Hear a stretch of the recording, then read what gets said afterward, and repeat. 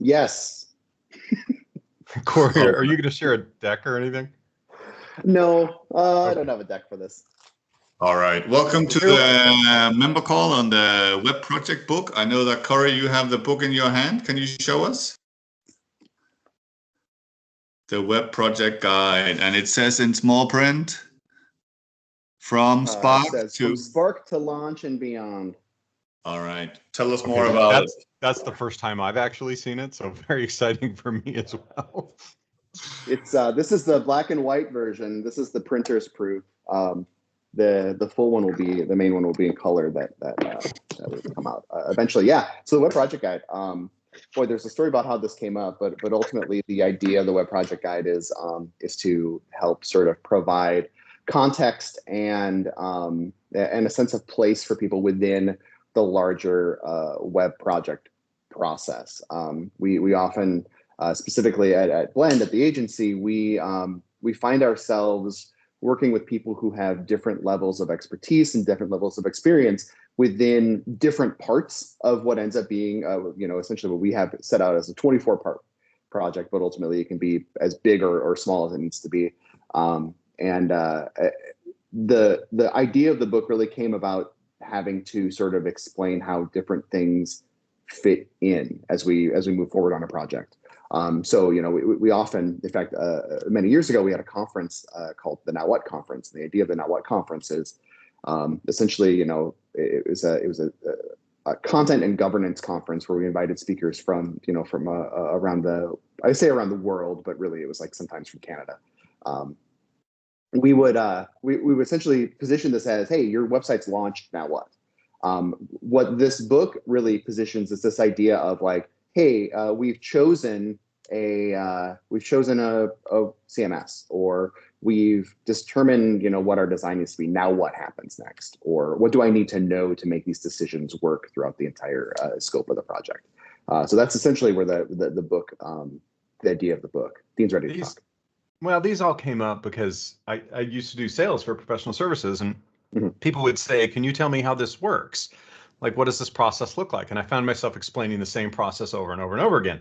And I wrote a blog post about it. But I was like, we need some kind of marketing piece for this. So the book actually got its start in the parking lot of a cheesecake factory in Omaha, Nebraska. I was driving back to Sioux Falls from Kansas City. My daughters have been in a volleyball tournament. And from Kansas City to Omaha, which was about 2.5 hours, I started to think, like, what are all the different phases that I could write down so I don't have to explain this over and over and over again.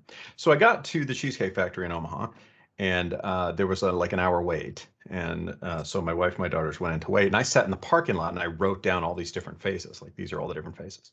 And I created a Google Doc. And I sent it to Corey, and I said, like, what do you think about all these? And he put them into groups and moved them around a bit. And then we created a marketing piece for this. Corey, do we still have that, like, on the Blend website, the marketing, the original? I haven't linked on my website. We created like a 4 or 5 page market PDF we would send to people, basically, so I didn't have to explain to them exactly how this process worked. Like, these are all the different steps that we go through. And like, you might be halfway through these steps. And like, from beginning, like sitting you down saying, okay, what do you even want, all the way through post-launch, like the entire scope. And that's how it started. And then in 2018 or 2019, I think, I was spending a lot of time over in Europe. And I had a lot of downtime while I was traveling. I thought, well, let me flesh one of these things out and see if I could turn it into a book chapter. So I did, and it seemed to go pretty well. And then I did another one. And then I asked Karen McGrain to pick a chapter, and I would flesh that out. And so I had like 3 of them. So then I sat Corey down and I said, look, I think we got a book here. And Corey does content strategy and user experience. So I said, Corey, why don't you take like all of that stuff, and then I'll take all of the, I want to say harder, but that sounds pejorative. Harder, like more technical stuff, right? Picking a CMS, doing your front-end implementation, doing your back-end implementation. And so we divided it up this way, and we decided to publish it really as a marketing exercise for Blend, because fundamentally the book is a distillation of everything we did at Blend for 15 years. It's 15 years worth of professional services. If we wrote down everything we knew, well, you would have 438 pages or whatever it is. So that's how the book came about. And then we did publish the book online. It's at webproject.guide. You can go there and read every chapter of the book. But then, we decided to create a physical object which is large and heavy enough to be used as a weapon. So if you need to defend your home, keep this next to your bed. Excellent. Anything you want to add to that, Corey? No, but I think, Adam, I think I saw you do a little raise hand emoji. Do you have a question, or was it just you just wanted to give me a high five? That was just a high five, man. Oh, perfect. So to get us started, I think it's interesting because I don't know you so well, Corey. I've heard, of course, a lot of good things about you. I've had the pleasure of meeting Dean a few times, and I think I've heard him say at least once that you shouldn't treat the web as a project. And now there's a web project guide. Okay, I'll take that one. So a project is a set of work that's bounded by a beginning and an end. And this is the web project guide. This is like what it takes to get to launch. But what we talk about in one of the later chapters is that after you launch, you have to morph from a project into a product. And a product is really a set of features that you manage over time. For a website, it would be a set of content or functionality you manage over time. So the project, the web project, has to someday make the turn and become a web product. Many projects don't, and they're a long-term disaster because of that. You should not measure them long-term as a project, but they have to be a project to actually get out the door. Yeah, I think one of the early, I don't think it's in this notebook, but I got a notebook that has about 4 or 5 pages of like potential titles for it, and one of them was the web process guide. But I think we just realized that people don't, I mean, thinking of the audience of a book like this, it isn't necessarily people who are well skilled in the web already. The idea is for directors of marketing. The idea is for, you know, somebody who's just, you know, who's on the procurement team to sort of understand what the bounds of what they probably consider as a project, to understand from there and beyond that, number one, there's a unique language to the web that you don't necessarily know unless you're a part of the web, and it can be a really intimidating and hard world to sort of break into when you're being asked questions during the pitch process of like, you know, what's your server situation look like, or what's your team look like on this, and how do you plan for long-term governance? And you're like, I don't know, we just need a website. So I think that's where the project ended up coming from. We're like, well, really, we're just kind of talking about this in a more tight little container. That makes perfect sense. Yeah. Corey, since you have the book, would it be weird for me to mention another book on the call about this book? I hope this wouldn't be weird, but I see that David Hobbs is on the call. David Hobbs is a good friend, and David Hobbs has written this book, which I will put in there because David was too much of a gentleman to do it himself. But David Hobbs has written a book about website product management. And the reason why I want to point that out is, first of all, I was looking off camera because I have a copy of it here somewhere. I just couldn't find it. It's on my bookshelf. It's a thin blue book. And I was looking for it because David Hobbs has written extensively about what happens when you take the project and you turn it into a product. So I'm going to call David Hobbs's book a unofficial sequel of our book. So read our book first and then go read David's book. Excellent. Dean, I thought I had a copy too. I think you took my copy. No, I have one. It's a very thin blue book, and I can't see it. I turned 50 in a week. I'm losing my eyesight. Excellent. So Corey, since you have the book in front of you, the book that you published, not David's book, perhaps you could hold it up again and like show us a chapter, and like, is there a like as other reading? Book? Yeah. Don't necessarily read a chapter for us, but tell us a little bit more. Pick a chapter. Well, he's finding something to show you. I do just want to mention that Sam Otis, who I don't believe is on this call, Sam Otis is the senior designer at Blend Interactive, and we went to Sam and we told him what we wanted to do. And if you go to the website webproject.guide, when you do eventually get the book, and Corey can hold up and show you the cover, and then of course there's chapter headers. This was all original artwork by Sam Otis, like original, like not graphic design. He literally sat down with like a pen and paper and actually drew this stuff out freehand, and it's remarkable. Sam is one of the most talented designers I have ever known. I compare every designer to Sam, and he just did a stunning level of work on it. And if you go to webproject.guide right now, you can see the level of artwork and Carrie put into that, and we were able to translate that into the book. And I did not know we were publishing the book in color until just recently, but I'm super excited because Sam's artwork is amazing. Great. Frustratingly, when we would post links about this, all of our comments were like, "What a beautifully designed site! Boy, this is really good." We're like, "Well, you know, there's words there too." There's words there, but the words make sense if you read them. They're not just pretty. Yeah. So just kind of like the concept of the book, the idea is that when we first pitched this, and really this is ultimately Dean's idea, is that each of these chapters can be read on their own. I mean, this is not necessarily a book that you're going to like sit down and read cover to cover. The idea is that this is a reference book. This is, I'm going to go select a CMS. I just need to kind of either refresh myself on this, or I need to sort of know where to start the different things. And so it's set up in a way that we, each chapter has a set of sections. It has a summary. It has essentially does this apply. So like if I'm looking at, for instance, the chapter on organizing content, the summary is essentially what do we mean by organizing content? Does this apply? Is there a need for you at your point in whatever project you're working on or product that you're working for, or working toward?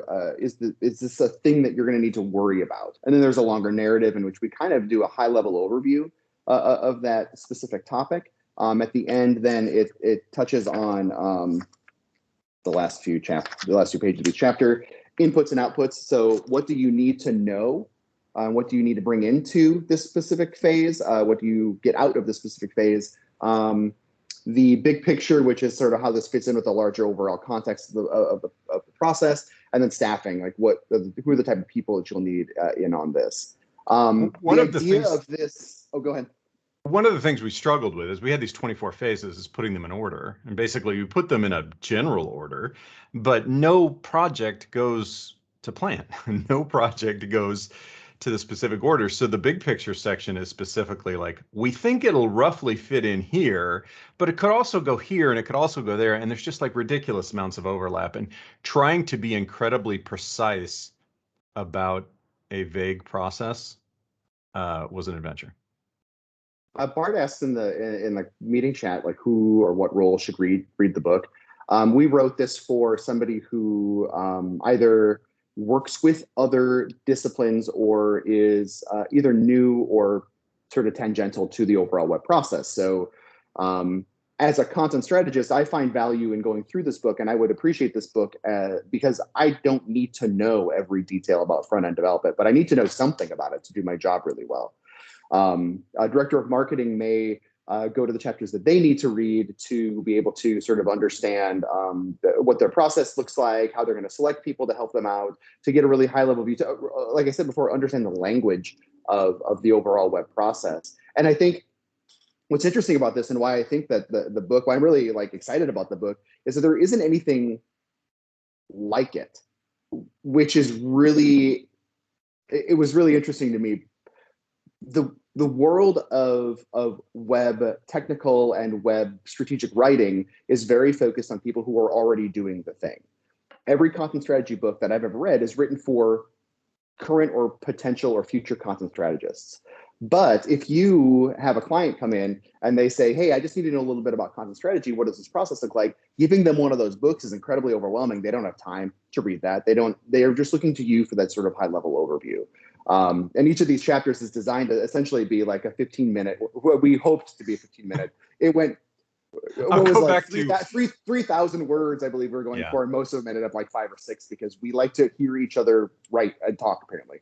Cut back to the parking lot of the Cheesecake Factory in Omaha, and I am Googling on my phone the average words per minute that a college-educated adult can read, and it was 350. So my original goal was I wanted the chapters to be 7-minute reads, because here's my vision. My vision, we were going to have about 30 chapters, and if you were going to start a web project, you would read 1 chapter every day. Like at the beginning of the day, you could read like 7 or 10 minutes, and then at the end of the month, you would be ready to start because you would have like the whole breadth of the process in there. So the original goal was like 2,000 words, and then we punched that out to like 10 minutes, so 3,500 words. And then I wrote 7,000 words on hosting, and everything went to hell after that.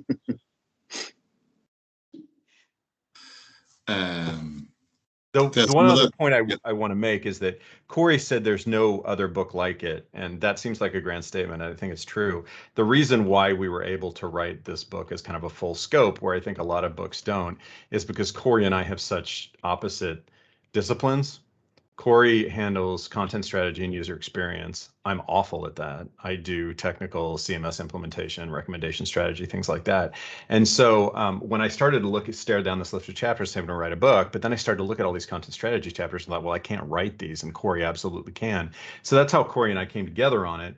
And the value of us coming together is not only do we have wildly differing personalities, but we have wildly differing skill sets. Excellent. So there's another question in there from Bart in the Netherlands.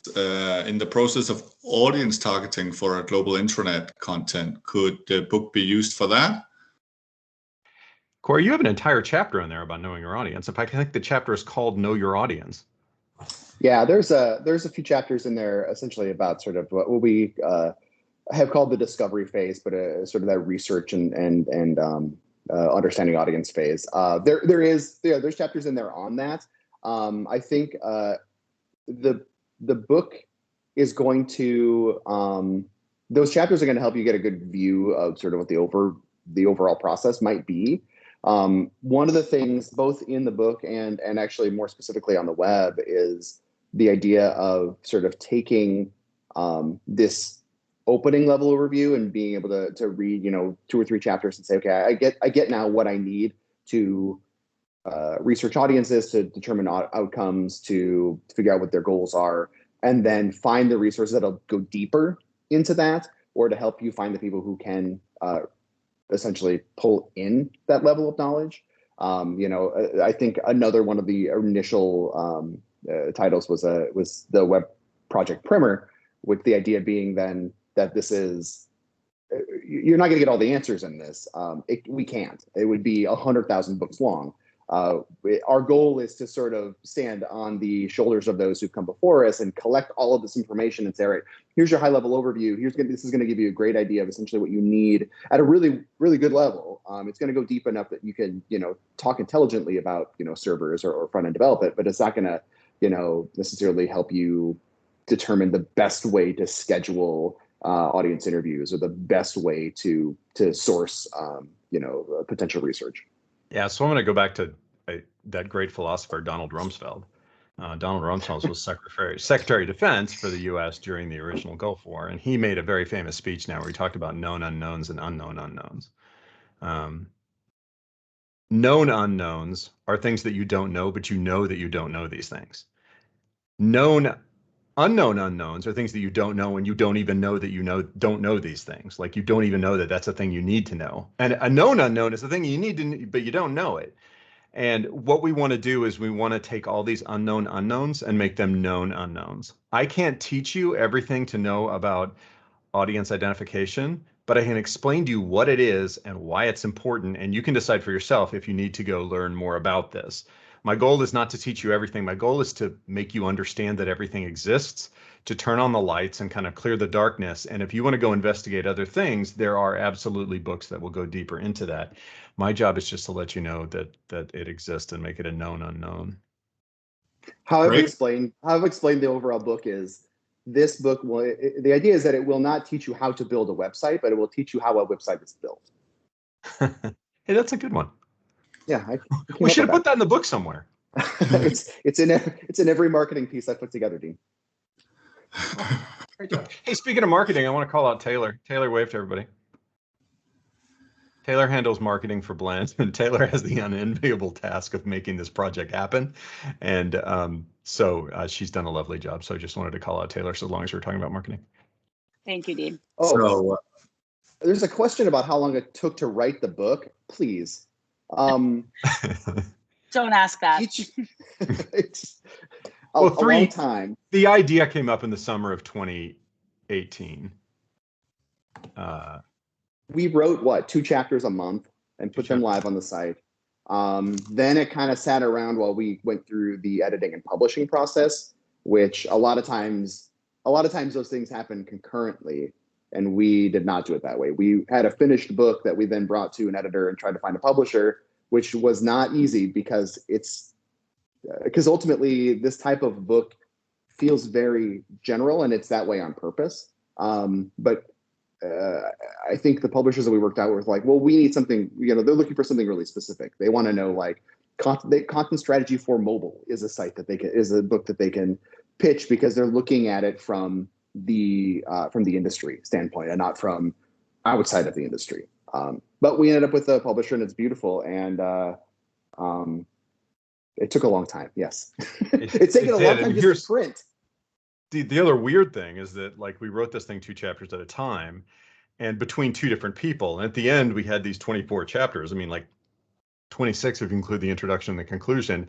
And then we had to go back and do what we call an integrative edit, where Corey and I had to go back through and say, all of the chapters make sense by themselves, but when combined into 26 chapters, do they make sense together? And of course, what we found is that we repeated ourselves. Like, I wrote about something later that Corey had written about before, and we had to kind of put together all these things so they made some kind of coherent narrative from start to finish, which is hard to do when 2 people have written a book 2 chapters at a time over a year and a half.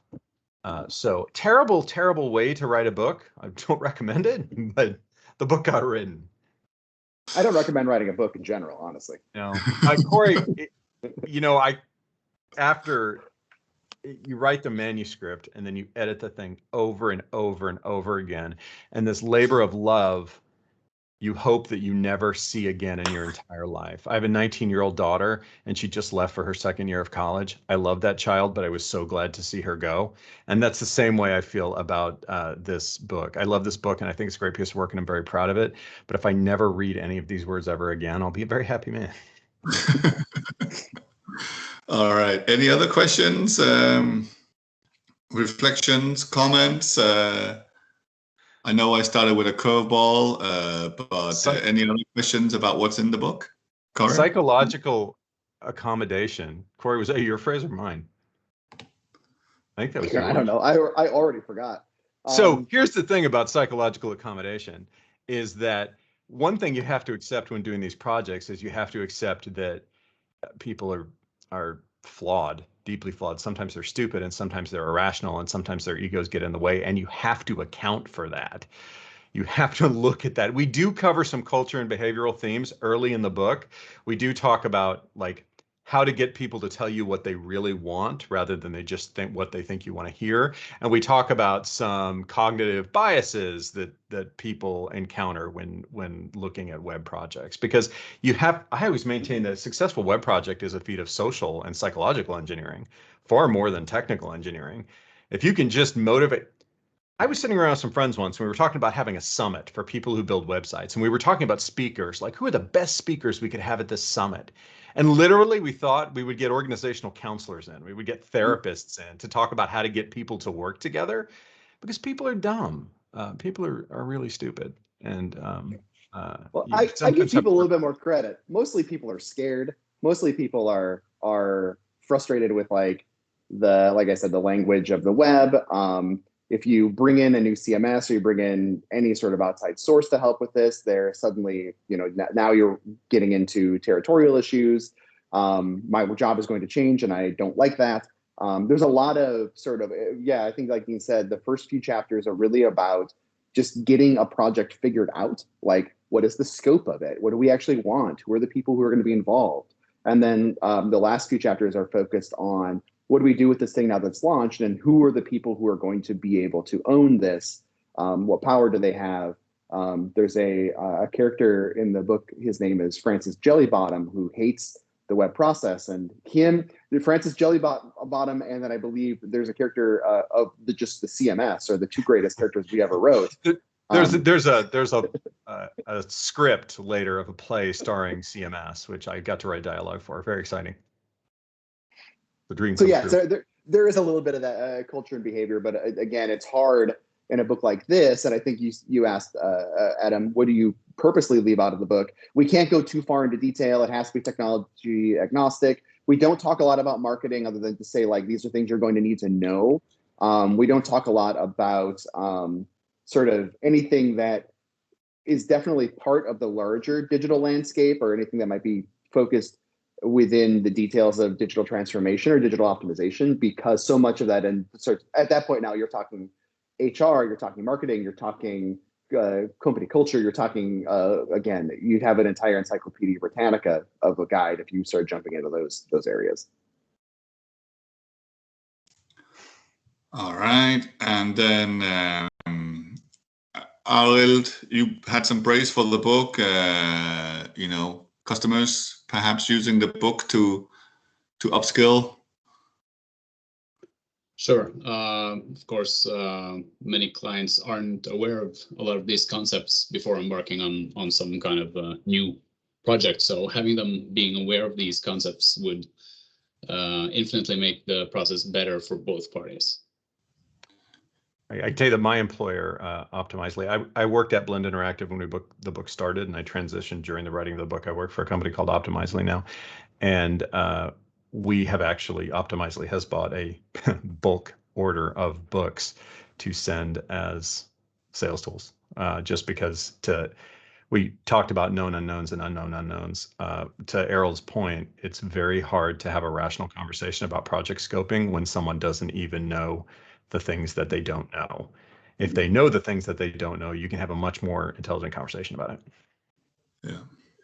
All right, we're coming up at the end. Any additional questions, comments, reflections? I did put our Twitter handle in there. The book has its own Twitter account, so if you're interested in following the book on Twitter, you can click there. So what are your plans for following the book on Twitter? How do you see the conversation continuing? So we hopefully, you said, 5 minutes ago, the book is behind you. Yeah, well, we always thought, well, we would keep the book updated over time, but right, if I ever have to write another word for this book, I'll probably explode. So that will be up to Taylor. I'm going to throw Taylor under that bus. It's her responsibility to keep you updated about the book. So exactly. Yes, thanks, we Steve. do we have a podcast idea still turning? We will have a podcast. We've Yeah. just been kind of waiting till the book is actually out. The problem with publishing a book right now is that paper is hard to come by, apparently. So it's been pushed out a few times. But yeah, the best way, Mark asked the best way to buy the physical object. If you go to pre-order, it's a pre-order.webproject.guide. I think it's just You order. can get it's Just order. order.webproject.guide. It will be on Amazon, which is probably going to be the easiest way to get it through Europe, I believe, because unfortunately it's sort of cost prohibitive for us to send to Europe right now. We're doing essentially US and Canada at this point, but it will be there, and hopefully we'll get it on. Corey and I will hopefully have a podcast at some point where if you've enjoyed our conversations for the last 30 minutes, you can thrill to it for once a week. 30 more every week. Yeah. Excellent. Thank you very much, and congratulations on the book. Once again, thank you so much for doing it. Yeah. Thanks, everyone. Appreciate your time. Thanks. Looks great. Thanks, everyone. Thanks, guys. We needed a book like this for a long time. So glad you got it done. Didn't give up along the way. I announced this at J-Boy Brooklyn. Do you remember that? Yes, I did. I announced this in the we've been theater. reading this book for 20 years. Yes, it's been. This book was originally announced at Giannis's conference in Brooklyn 2 years ago. So, and we'll look forward to the coupon code. Thank you very much for joining us. Thanks. Bye. Thank you, guys.